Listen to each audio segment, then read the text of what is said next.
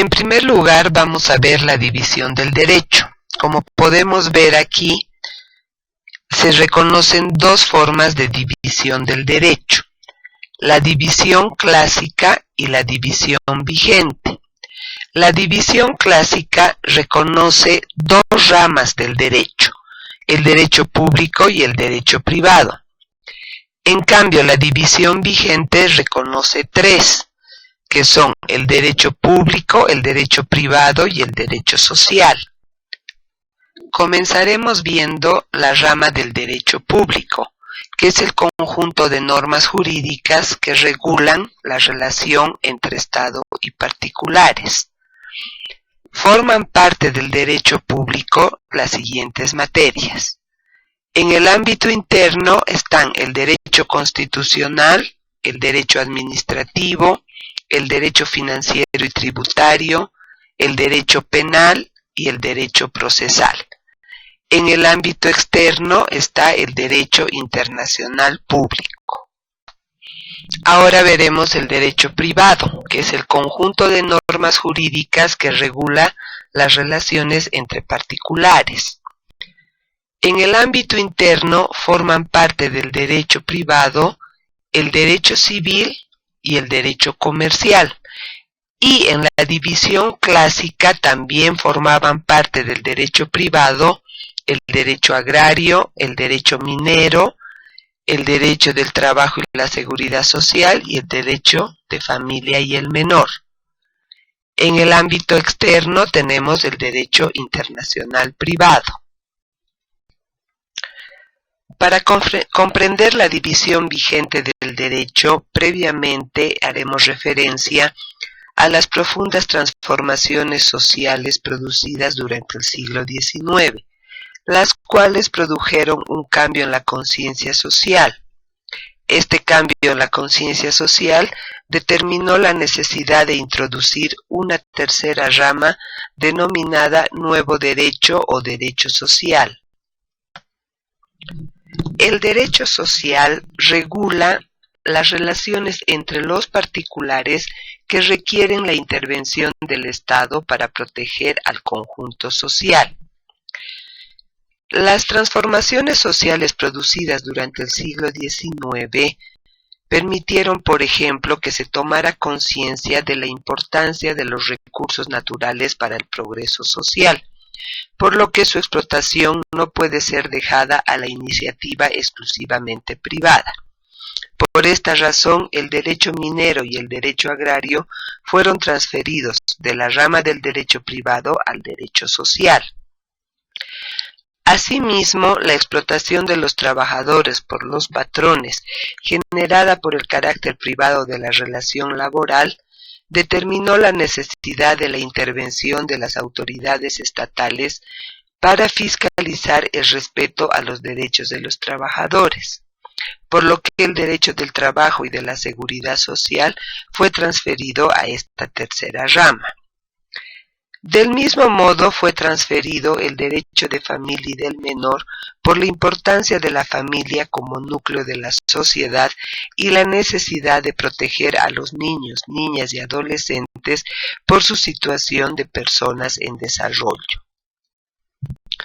Por esta razón es que actualmente existen tres ramas del derecho: el derecho público, el derecho privado y el derecho social.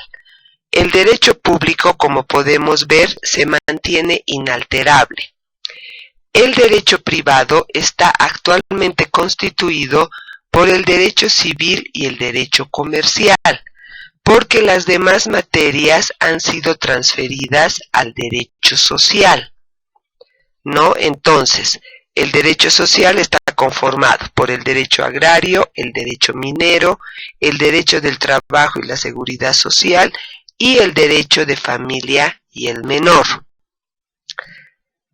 Esta clasificación, esta división es la que actualmente está vigente en Bolivia.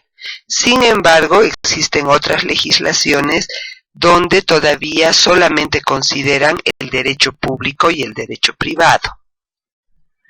Ahora vamos a ver la jerarquía de las normas jurídicas.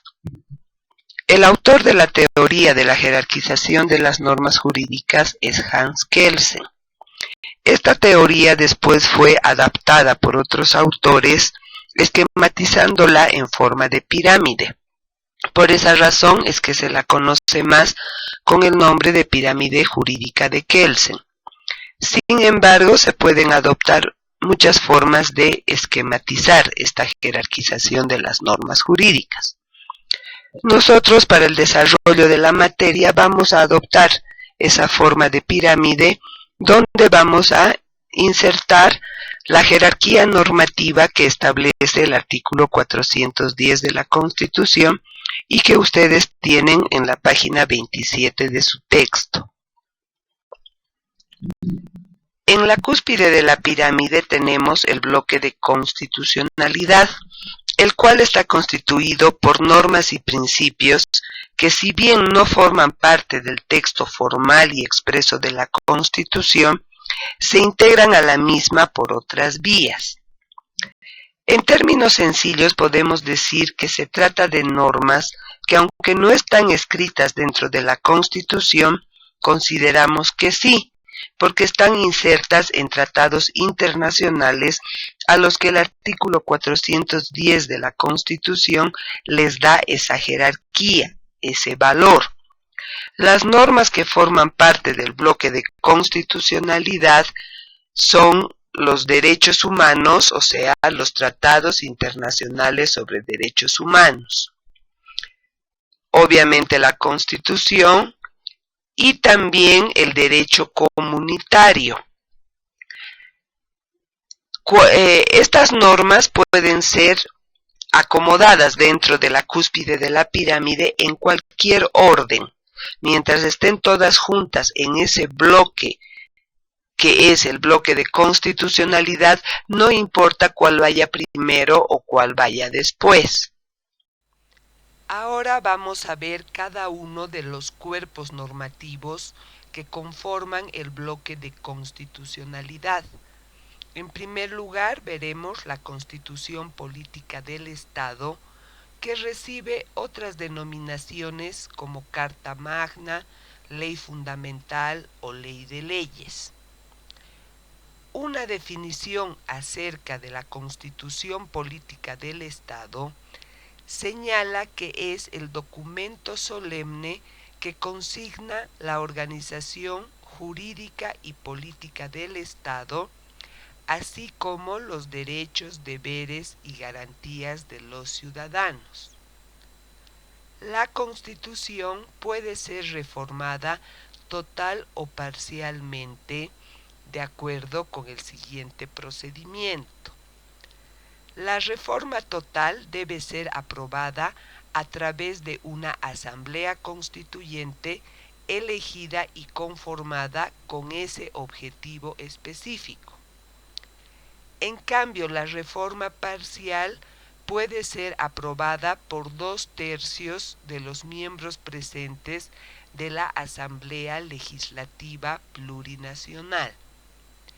La reforma aprobada por la Asamblea Constituyente o la Asamblea Legislativa Plurinacional, según corresponda, debe ser sometida a referendo constitucional aprobatorio para que el pueblo la apruebe o la rechace. De acuerdo con el artículo 256 de la Constitución, los tratados e instrumentos internacionales en materia de derechos humanos que hayan sido firmados, ratificados o a los que se hubiera adherido el Estado, que declaren derechos más favorables a los contenidos en la Constitución, se aplicarán de manera preferente sobre esta. Los derechos reconocidos en la Constitución serán interpretados de acuerdo a los tratados internacionales de derechos humanos cuando estos prevean normas más favorables. Esto significa que cuando existe un derecho humano que está previsto por un tratado internacional y no así por la Constitución, se considera un derecho vigente en Bolivia, porque el tratado forma parte del bloque de constitucionalidad. Del mismo modo, si un tratado interpreta un derecho humano de manera más favorable para el ciudadano, esta interpretación prevalece sobre la Constitución. Por otra parte, en lo relativo al derecho comunitario, este constituye el ordenamiento jurídico de los organismos internacionales de integración regional y subregional. En este punto tenemos que distinguir los organismos internacionales en general de los organismos de integración regional. Existen muchos organismos internacionales, pero no todos son de integración regional.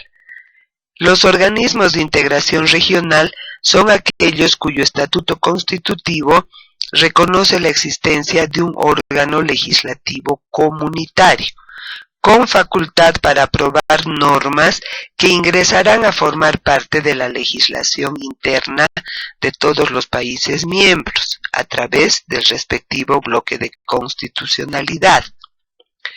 Como ejemplos de organismos de integración regional tenemos a la Unión Europea, que es el organismo de integración regional vigente más antiguo, y por tanto posee un derecho comunitario más amplio. Así, por ejemplo, en la Unión Europea, un ciudadano de cualquiera de sus países miembros, de acuerdo con sus normas comunitarias, con su cédula de identificación comunitaria, puede transitar y trabajar libremente en cualquier Estado miembro. En cambio, en la CAN, o sea, la Comunidad Andina de Naciones, a la que pertenece Bolivia, su ordenamiento jurídico comunitario se encuentra más orientado a las relaciones comerciales y aduaneras entre estados, por lo que los ciudadanos no percibimos con claridad este derecho comunitario. Otro organismo de integración regional es el Mercosur, al cual Bolivia ha postulado para ingresar como miembro pleno, porque actualmente solo es miembro asociado. Es decir, que Bolivia puede celebrar tratados con el Mercosur, pero sus normas no forman parte de nuestro derecho comunitario. Lo que debe quedar claro es que cuando hablamos de derecho comunitario como parte del bloque de constitucionalidad, nos referimos al derecho producido por la comunidad internacional y no por las comunidades indígenas, porque es frecuente confundir ambos términos. Una vez concluido el bloque de constitucionalidad, pasaremos a ver los tratados internacionales, que regulen áreas diferentes a los derechos humanos. Así, por ejemplo, tratados de límites, tratados comerciales, de asistencia judicial y otros. Estos tratados internacionales se ubican por debajo de la Constitución y una vez ratificados forman parte del ordenamiento jurídico interno con rango de ley, tal como lo dispone el artículo 257, parágrafo 1 de la Constitución. Sin embargo, aunque los tratados internacionales ingresen al ordenamiento jurídico nacional con rango de ley, el artículo 410, parágrafo 2, inciso 2 de la Constitución, otorga prioridad a estos instrumentos internacionales sobre las demás normas internas, a excepción de la Constitución. Dicha prioridad se debe a que los tratados internacionales no pueden ser abrogados, enmendados o modificados por una ley interna, sino a través de los procedimientos establecidos en el propio tratado internacional, en las normas generales del derecho internacional y en los procedimientos establecidos en la Constitución, tal como lo establece el artículo 260 de la Constitución. Y más bien, por el contrario, si un tratado internacional se opone a una ley interna preexistente, tal contradicción implicaría el deber de derogar, abrogar o modificar la ley interna. En el siguiente nivel encontramos los códigos y leyes. Un código es un cuerpo de leyes dispuestas según un plan metódico y sistemático por el contenido de las materias que regula.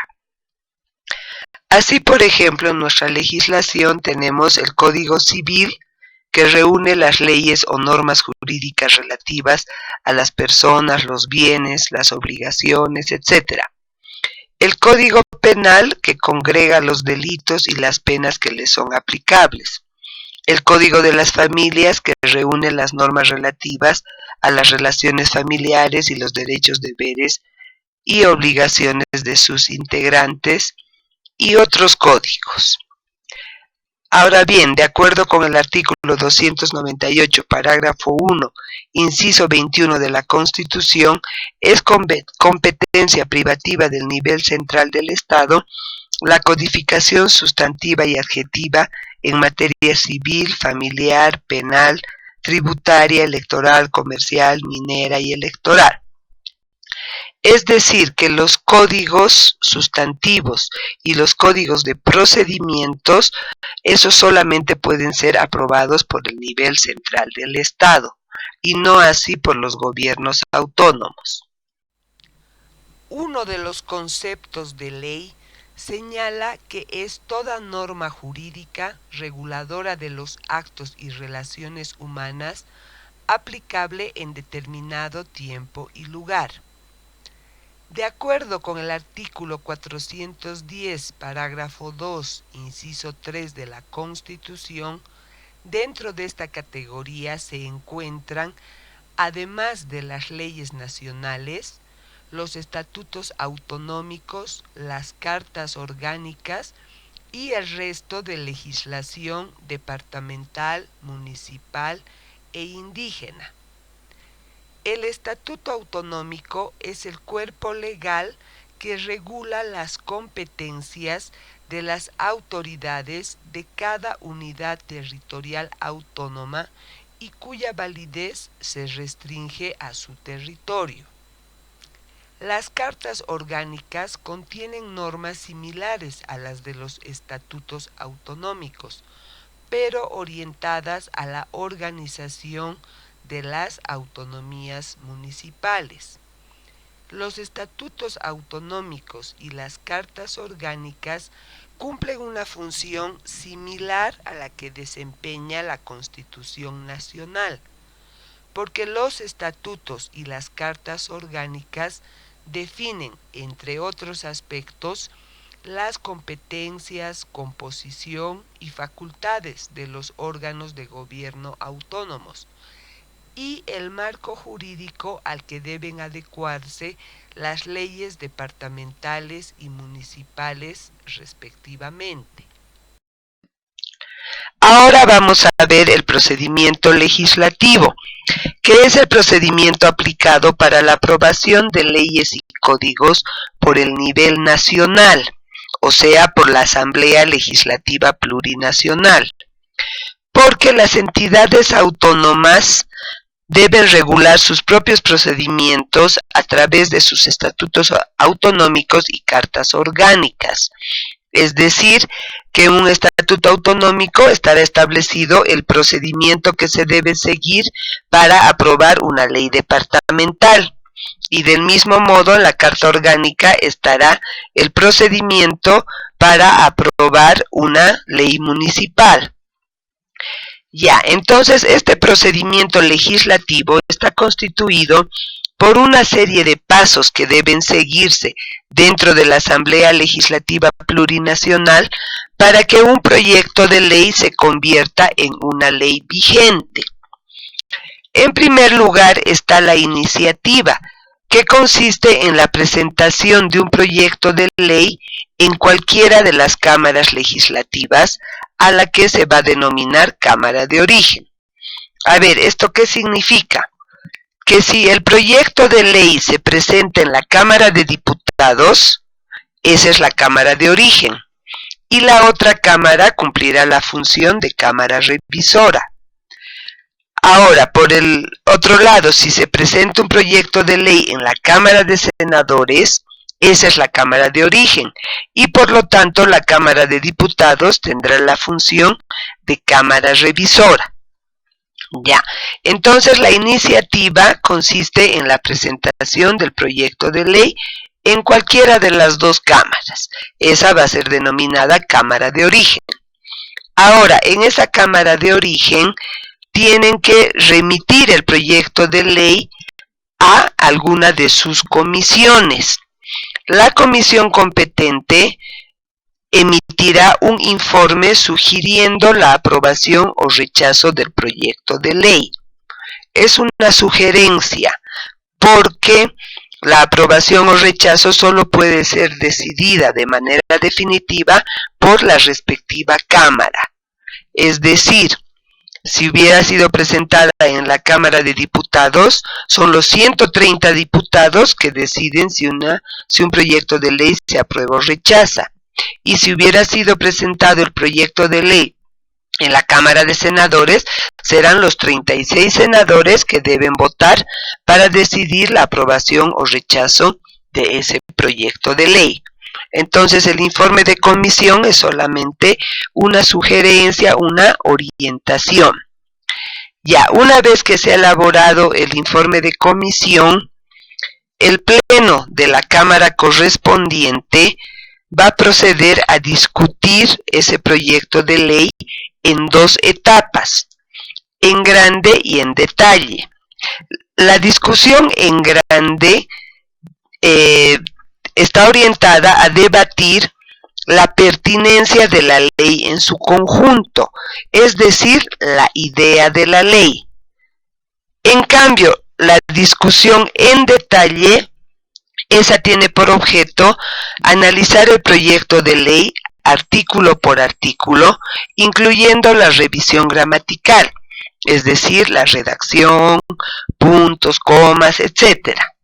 Ya, una vez que se ha discutido el proyecto de ley en las dos etapas, entonces la Cámara de Origen remite ese proyecto de ley a la Cámara Revisora. La Cámara Revisora va a revisar ese proyecto de ley siguiendo los pasos que ya hemos visto en los puntos 2 y 3 de este procedimiento. Una vez que la Cámara Revisora ha revisado ese proyecto de ley en grande y en detalle y lo aprueba, ahí ya podemos decir que ese proyecto de ley se ha convertido en una ley sancionada. La ley sancionada es una ley aprobada por ambas cámaras. Una vez que ha sido sancionada la ley en el órgano legislativo, esta pasa al órgano ejecutivo, o sea, al presidente, para que él promulgue esa ley sancionada por el órgano legislativo. Y una vez que promulga esa ley, debe ordenar su publicación en la Gaceta Oficial de Bolivia, que ese es el instrumento legal para publicar una ley, aunque también se acostumbra a que se le dé difusión por otros medios, de manera que la ley pueda ser de conocimiento de la población en su conjunto. Como hemos podido ver, la publicación es el último paso del procedimiento legislativo. Esta publicación de la ley en la Gaceta Oficial es la que marca el nacimiento de una ley, es la que le da un carácter obligatorio. Es decir, que por regla general una ley debe ser acatada por todos los ciudadanos desde la fecha de su publicación. Sin embargo, una excepción a esta regla es la figura de la vacatio legis, por la cual una ley publicada ingresa en vigencia después de un determinado tiempo fijado por la propia ley. Este tiempo puede ser señalado en días, por ejemplo, 90 días, 180 días, o también podría ser señalado con una fecha específica. Esta figura de la vacatio legis se la utiliza con el objeto de preparar el cumplimiento de la ley. porque hay casos en los cuales para poder cumplir con una ley se requiere, por ejemplo, de una infraestructura para poder realizar audiencias. Se requiere también la capacitación de los jueces y funcionarios subalternos y también la preparación de los propios abogados, ¿no? Un ejemplo que tenemos en el caso de nuestra legislación es el Código de las Familias y del Proceso Familiar, que fue una ley aprobada en noviembre de 2014, pero sin embargo el propio código establecía que la vigencia plena de esa ley iba a darse recién a partir del 6 de agosto de 2015. Con respecto a la vigencia de la ley, rigen también otros dos principios, que son el principio de irretroactividad y el principio de retroactividad. La regla general está constituida por el principio de irretroactividad, el cual establece que las leyes solamente rigen para lo venidero, solamente rigen para el futuro. Sus disposiciones solo pueden ser aplicadas a hechos ocurridos con posterioridad a la publicación de una ley. Así, por ejemplo, si una persona vendió un bien sujetándose a determinadas formas señaladas por la ley o pagando ciertos impuestos, otra ley posterior no podría dejar sin efecto la venta o exigir el pago de otros impuestos. Si las leyes no fueran irretroactivas, no habría seguridad en la validez de las relaciones sociales. Sería una situación realmente caótica porque las personas no se sentirían seguras al realizar transacciones o cualquier otro tipo de negocio jurídico por temor a que posteriormente pudieran quedar sin efecto por el imperio de una ley posterior. No obstante, la excepción a la regla se encuentra constituida por el principio de retroactividad, por el cual en ciertos casos una ley sí puede ser aplicada a hechos ocurridos con anterioridad a su vigencia. Pero este principio de retroactividad solamente rige en dos áreas, en materia penal y en materia laboral. En materia penal, cuando beneficia al reo, o sea, a la persona acusada por un delito, o en materia laboral, cuando beneficia al trabajador. Un ejemplo muy común y que se da todos los años en lo que se refiere a la retroactividad de la ley laboral, se manifiesta cuando se incrementa el salario cada año, ¿no? Ese incremento salarial normalmente se produce por los meses de abril o mayo, pero sin embargo el incremento debe ser pagado desde el 1 de enero de esa gestión.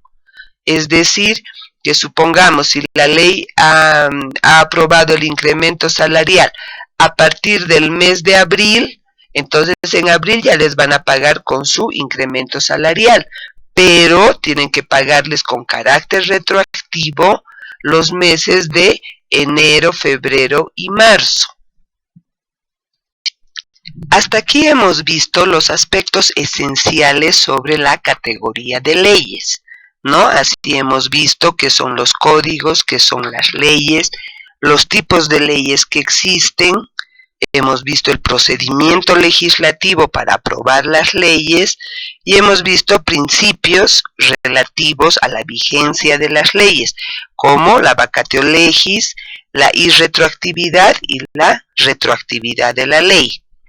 Ahora vamos a pasar a ver los siguientes niveles dentro de la jerarquía jurídica. Entonces vamos a pasar a ver las disposiciones reglamentarias, que son normas que emanan del órgano ejecutivo. Existen dos tipos de reglamentos que aprueba el órgano ejecutivo: los reglamentos de ejecución y los reglamentos autónomos.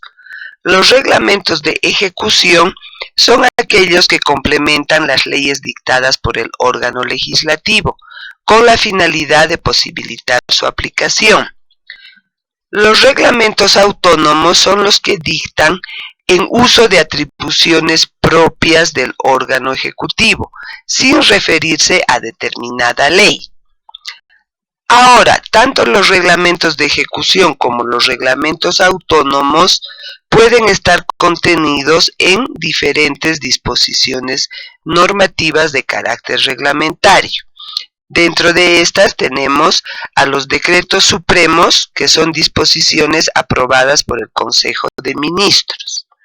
Los decretos presidenciales, que son disposiciones que aprueba el presidente para regular materias que correspondan a su competencia, por ejemplo, el nombramiento de ministros. Luego tenemos las resoluciones supremas, que son disposiciones que aprueba el presidente del Estado con el refrendo de un ministro, para regular materias que sean de competencia de dicho ministro. Luego tenemos las resoluciones multiministeriales, que son disposiciones normativas que competen a la atribución conjunta de 3 o más ministros. Las resoluciones biministeriales, que son dictadas por 2 ministros, o las resoluciones ministeriales, que son dictadas por un solo ministro. Aquí también se encuentran las resoluciones administrativas, que son aquellas que se dictan en el ejercicio de las atribuciones de órganos ministeriales inferiores al ministro, como por ejemplo direcciones dentro de un ministerio. Y en la parte más baja de la jerarquía jurídica tenemos los reglamentos internos, los cuales rigen al interior de cada entidad pública y cuya jerarquía no corresponda a ninguna de las categorías reglamentarias que hemos mencionado anteriormente.